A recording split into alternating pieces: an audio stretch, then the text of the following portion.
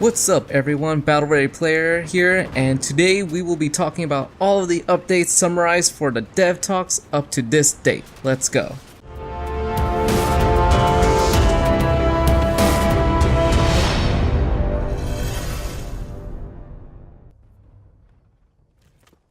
Starting off, fortifications.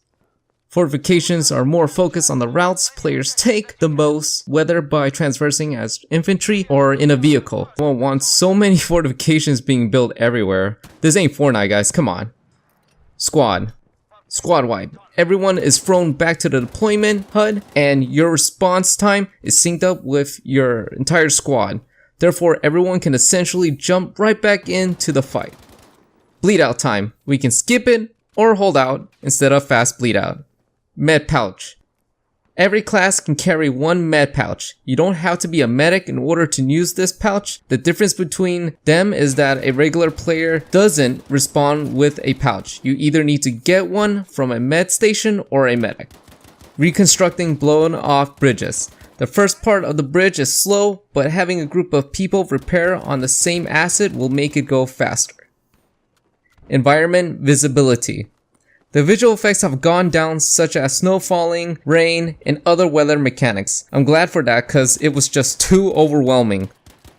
Friendlies have blue markers over their heads to help distinguish your teammates and enemies.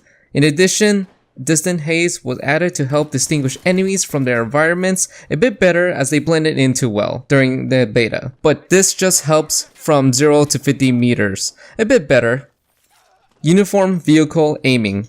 Tank turrets' aiming speed is determined by how heavy the tank is. So from light tanks being the fastest at aiming to the heavier tanks having a much slower rate. Doesn't matter if your sensitivity on your controller is all the way up, it won't affect the aim speed.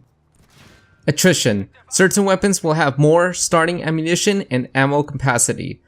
Resupply stations. There will be pre-built stations at HQ and adjacent objectives, but everything else aren't built, so when you can build one that hasn't been built around the maps, you should definitely do that. Going back to the bleed out, if you want to wait for someone to save you, but at the last second they die and you bleed out, you are immediately able to deploy back in.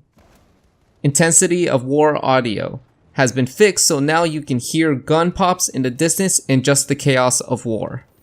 Systematic damage. Different parts of your tank can be severely damaged that will affect the performance of it. The areas of damage are turret, engine, and tracks. Planes. The two fighter planes are being more well balanced and better. Visibility for pilots and gunners in planes have extended spotting range, which will also help them participate in the ground combats. Specializations. The UI now explains to you the impact to the choices you make in the direction you upgrade your weapons, and what are the downsides and benefits to it. Starter weapons will have predefined specializations on them, so people that are just starting will not be at a huge disadvantage against someone that has been putting in more hours or just started earlier. And as they progress, they can freely customize it. Then we got some weapon damage tweaks and weapon balancing, such as the STG-44, which was considered the jack of all trades during the beta. The sights on the guns are now less darker tint and the crosshair is more visible. I know the sights made it difficult to aim at the targets when it's nighttime, so I'm glad they changed this. They will be having a practice range mode to test out the weapons and gears. This was seen in Battlefield 4, and I'm glad that they're bringing this to Battlefield 5. Definitely jump on that to get familiarized with everything that is Battlefield 5 and seeing what works for you.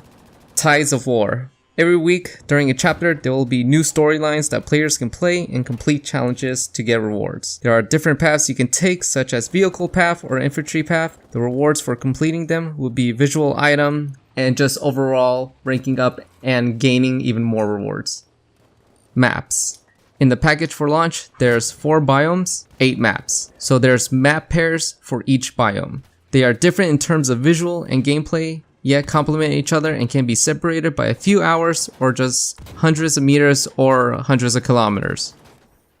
Maps are Narvik, Vigil 652, Rotterdam, Devastation, Twisted Steel, Arras, aka Yellowfields, Hamada, and Aerodrome.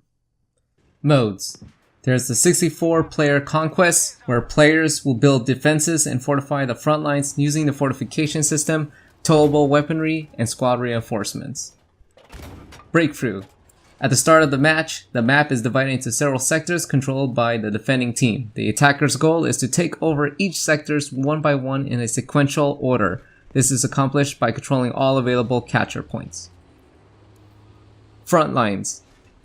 It's a mix of Conquest, Rush, and Battlefields 4 Obliteration modes. Players on this map will fight over control of one flag objective at a time. Success will unlock the next one and push the front line towards the enemy base. Conquering the last flag opens the enemy base and their strategic objectives become vulnerable to planted explosives. Domination is an infantry-focused scaled-down version of Conquest. Here, the two teams will fight over ownership of multiple objectives. Owning at least half of the flags will cause the enemy team to start losing respawns. If a team controls more than half of the flags, the opposing team will lose respawns even faster. Team Deathmatch.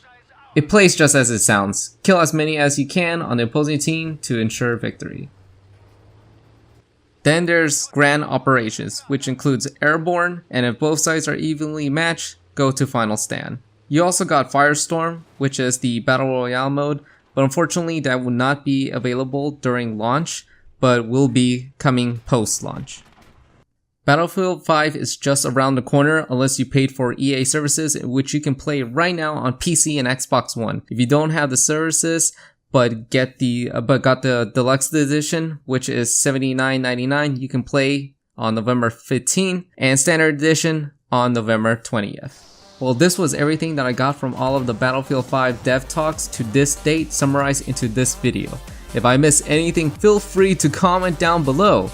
If you like this video, give it a thumbs up as it helps my channel, and subscribe for more future content. And remember guys, game on.